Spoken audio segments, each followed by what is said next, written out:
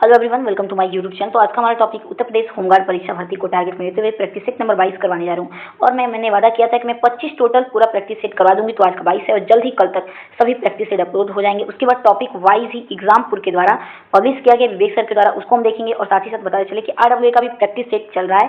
Practice set number 2 में 2 practice set करा चुकी हूँ और आगे जल्दी मैं सभी प्रैक्टिस सेट को अपलोड कर दूंगी। ओके, तो चलिए देर नहीं करते हैं, क्वेश्चन की तरफ हम आगे बढ़ते हैं। तो प्रैक्टिस सेट नंबर 22 का हमारा पहला क्वेश्चन यह है कि हंसाने वाली गैस का रासायनिक नाम क्या है? ध्यान रखिएगा, नाइट्रस ऑक्साइड होता है। तो ऑप्शन सी करेक्ट हो जाएगा। अगला है लोहे पर जंग लगना किस प्रकार की अभिक्रिया है? तो ये ऑक्सीकरण होती है। अगला है कि सूर्य की ऊर्जा का मुख्य स्रोत क्या है? तो सूर्य की ऊर्जा का मुख्य स्रोत होता है नाभिकीय संवहन। अगला है कि रॉकेट का प्रक्षेपण न्यूटन के किस नियम पर आधारित है? तो न्यूटन के तीसरे नियम पर आधारित है। अगला निम्नलिखित में से कौन केवल पादप कोशिकाओं में मौजूद होते हैं? तो पादप कोशिकाओं में सिर्फ कोशिका भित्ति होते हैं, यानी कि सेल वाल होते हैं। अगला है कि रमप्पा मंदिर जिसे हाल ही में यूनेस्को धरोहर घोषित किया गया, ये तेलंगाना राज्य में।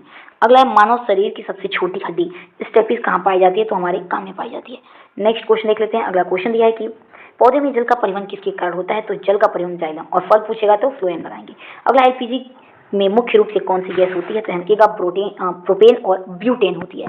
अगला नींबू का में कौन सा अम्ल पाया जाता है? तो साइट्रिक अम्ल पाया जाता है। अगला है गायत्री मंत्र का उल्लेख ऋग्वेद के किस मंडल से मिलता है? तो तीसरे मंडल से। अगला है सांची का स्तूप किसने बनवाया? तो सम्राट अशोक ने।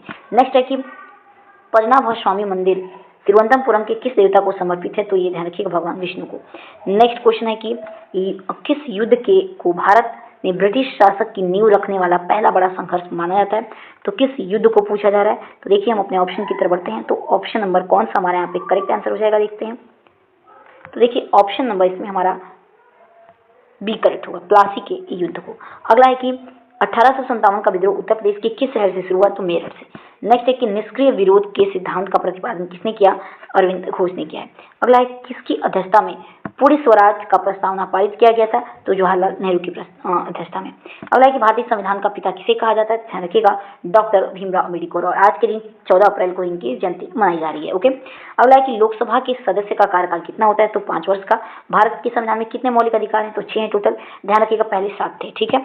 अगला है कि उत्तर प्रदेश के प्रथम मुख्यमंत्री कौन थे? ध्यान रखिएगा, गोविंद वल्लभ पंत है। अगला भारतीय संविधान के अनुच्छेद 20 किससे संबंधित है? तो ये 20 हमारा किससे संबंधित है पूछा जा रहा है कि अनुच्छेद 20वां। तो देखिए राइट आंसर 2 सीधी के संदर्भ में संरक्षण से संबंधित है। अगला क्वेश्चन देख लेते हैं। आगे क्वेश्चन दिया है कि केंद्रीय बजट 2026-27 में किस मंत्रालय को सबसे अधिक आवंटन प्राप्त हुआ है? तो रक्षा मंत्रालय को। अगला गरीबी हटाओ की अवधारणा किस पंचवर्षीय योजना में शुरू किया गया? तो 5वीं पंचवर्षीय योजना में। ऑप्शन सी करेक्ट होगा। अगला कि भारतीय अर्थव्यवस्था में विदेशी मुद्रा भंडार का प्रबंधन किसके द्वारा जारी किया जाता है? तो RBI के द्वारा। नेक्स्ट है कि अर्थशास्त्र का जनक किसे माना जाता है? तो एडम स्मिथ को। अगला भारत सरकार द्वारा नीली अर्थव्यवस्था के तहत किस गतिविधि को विशेष प्राथमिकता दी जाती है? तो तटीय जल कृषि और जलवायु अनुकूल गतिविधियों को। अगला पूर्वोत्तर भारत के किस राज्य में लोसार उत्सव मनाया जाता है? जो कि मुख्य रूप से तिब्बती बौद्ध नववर्ष के रूप में मनाया जाता है, तो ये अरुणाचल प्रदेश में। अगला है कि दक्षिणी भारत का शास्त्रीय नृत्य मोहिनीअट्टम किस राज्य का पारंपरिक विरासत है? तो केरल का है प्रसिद्ध नृत्य मोहिनीअट्टम। आइए नेक्स्ट क्वेश्चन देखते हैं। अगला क्वेश्चन नंबर हमारा 30 है।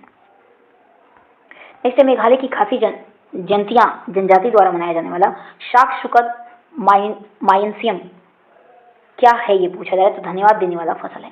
अगला क्वेश्चन है कि जीरो बजट नेचुरल फार्मिंग का मुख्य घटक क्या है? तो जीवामृत और बीजामृत का प्रयोग करना। अगला है कि नमो शेतकरी महासम्मान निधि योजना जो PM किसान के पूरक के रूप में चर्चा है, इसका संबंध किस क्षेत्र से है? तो इसका संबंध महाराष्ट्र कृषि सहायता से है। ओके, नेक्स्ट क्वेश्चन है कि विकसित भारत गारंटी रोजगार योजना का मुख्य उद्देश्य क्या है? तो इसका युवाओं को रोजगार के अवसर को प्रदान करना। अगला है कि लॉजिस्टिक्स प्रदर्शन सूचकांक 2026 में भारत में रैंकिंग सुधार का कारण क्या था? तो PM गतिशील और राष्ट्रीय लॉजिस्टिक नीति था। अगला है कि भारत के किस बंदरगाह को प्रथम पूर्णतः संचालित स्वचालित टर्मिनल के रूप में विकसित किया गया है? तो यानी कि विझिंगम बंदरगाह को। अगला क्वेश्चन है आगे कि सैंपल रजिस्ट्रेशन सिस्टम के आंकड़ों के अनुसार भारत की TFR कितनी है? तो 2.1 है। अगला है अमृत 2.0 मिशन का मुख्य लक्ष्य शहरी क्षेत्रों में क्या सुनिश्चित करता है? तो इसका हमें कमेंट में आंसर जरूर दीजिएगा। अगला है कि वायु प्रदूषण निवारण नियंत्रक अधिनियम किस वर्ष पारित किया गया था? तो ध्यान रखिएगा, इसे किस वर्ष पारित किया गया था? तो 1981 में।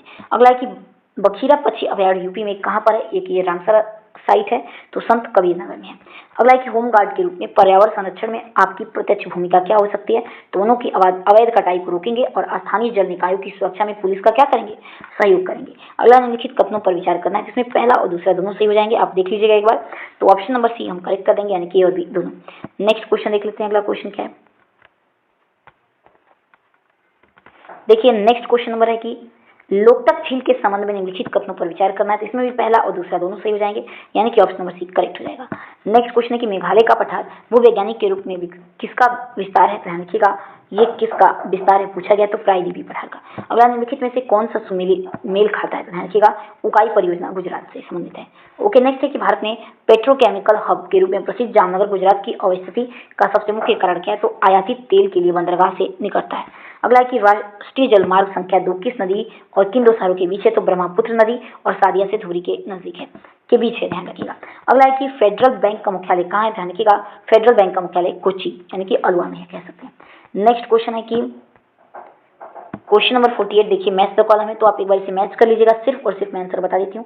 तो पहला का सी हो जाएगा, इसमें ध्यान दीजिएगा, दूसरा का डी, तीसरा का ए, चौथा का बी हो जाएगा। अगला है कि शिल्प और कच्चा माल खंजर पत्थर शिल्प से हाल ही में जीआई टैग मिला उत्तर प्रदेश के किस जिले का ओडीओपी उत्पाद है? ध्यान रखिएगा ये बांदा का है। नेक्स्ट है कि हिंदी भाषा के प्रचार और उत्थान के लिए निर्देश अनुच्छेद कौन सा है? ध्यान रखिएगा 351 है। नेक्स्ट क्वेश्चन है उत्तर प्रदेश के किस क्षेत्र में चरकुला लोक नृत्य प्रचलित है? ध्यान रखिएगा ब्रज क्षेत्र में। अगला उत्तर प्रदेश के बुंदेलखंड क्षेत्र में प्रचलित कौन सा प्रथा किससे संबंधित है? तो ध्यान रखिएगा उत्तर प्रदेश में बुंदेलखंड क्षेत्र में प्रचलित कौना प्रथा किससे संबंधित है? तो इनके विवाह के बाद वधु का दूसरी बार ससुराल जाने से।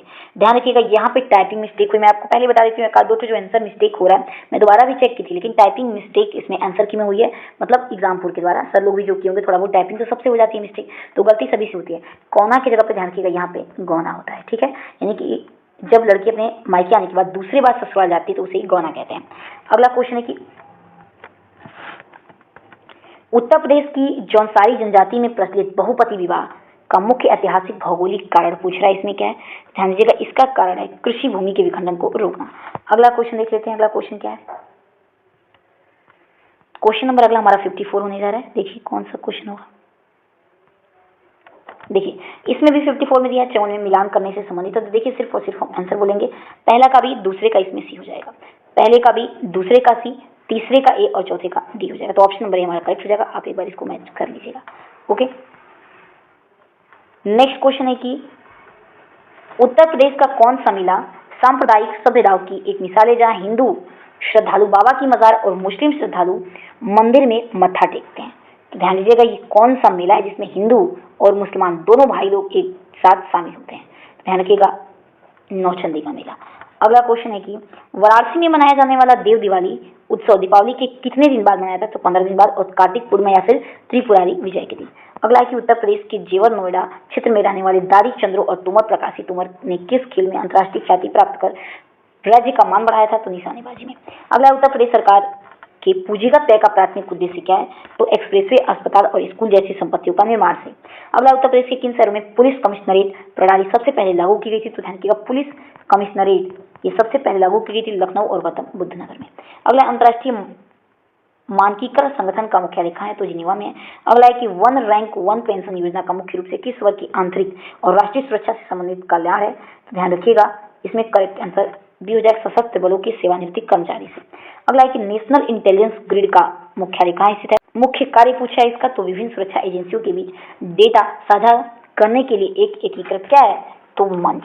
ओके, नेक्स्ट क्वेश्चन है कि भारत और पाकिस्तान के बीच शिमला समझौता किस वर्ष हुआ था? ध्यान रखिए 1972। ओके, अगला है कि भारत का कौन सा पड़ोसी देश सार्क का सदस्य नहीं है? ध्यान दीजिएगा म्यांमार सार्क का सदस्य नहीं है। अगला है कि अंतर्राष्ट्रीय श्रम संगठन की स्थापना किस संधि के तहत हुई थी? तो वर्षाय संधि की हुई थी। ओके, अगला है कि संघाई सहयोग संगठन का मुख्यालय कहाँ स्थित है? तो बीजिंग यानी कि चीन में। आइए नेक्स्ट क्वेश्चन देखते हैं। देखिए अगला क्वेश्चन दिया है कि यूरोपीय संघ से ब्रेक्सिट के माध्यम से अलग होने वाला देश कौन सा है? तो यूनाइटेड किंगडम है। नेक्स्ट क्वेश्चन है कि खेलों के क्षेत्र में दिया जाने वाला भारत का सर्वोच्च सम्मान मेजर ध्यानचंद खेल रत्न पुरस्कार पाने वाले पहले खिलाड़ी कौन थे? तो विश्वनाथन आनंद। ओके, नेक्स्ट है कि बुकर इंटरनेशनल पुरस्कार जीतने वाली भारत की पहली लेखिका कौन बनी? तो गीतांजलि श्री बनी। अगला है कि नॉर्डिक देश आइसलैंड की राजधानी कहाँ है? तो ध्यान रखिएगा इसकी राजधानी पूछा जा रहा है तो रेकजाविक में है। अगला लीरा किस देश की आधिकारिक मुद्रा है? तो तुर्की देश की लीरा आधिकारिक मुद्रा है।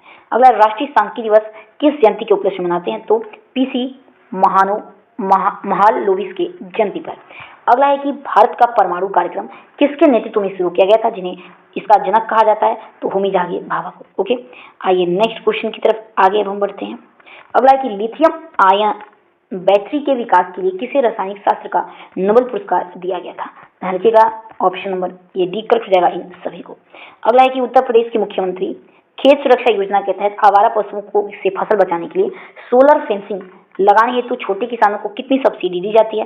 देखिएगा लागत का 60%। ओके, अगला कि अगस्त 2024 में घोषित उत्तर प्रदेश के डिजिटल मीडिया की नीति के तहत सरकारी योजनाओं का प्रचार करने के लिए सोशल मीडिया इन्फ्लुएंसर को अधिकतर कितनी मासिक भुगतान है? तो 8 लाख है।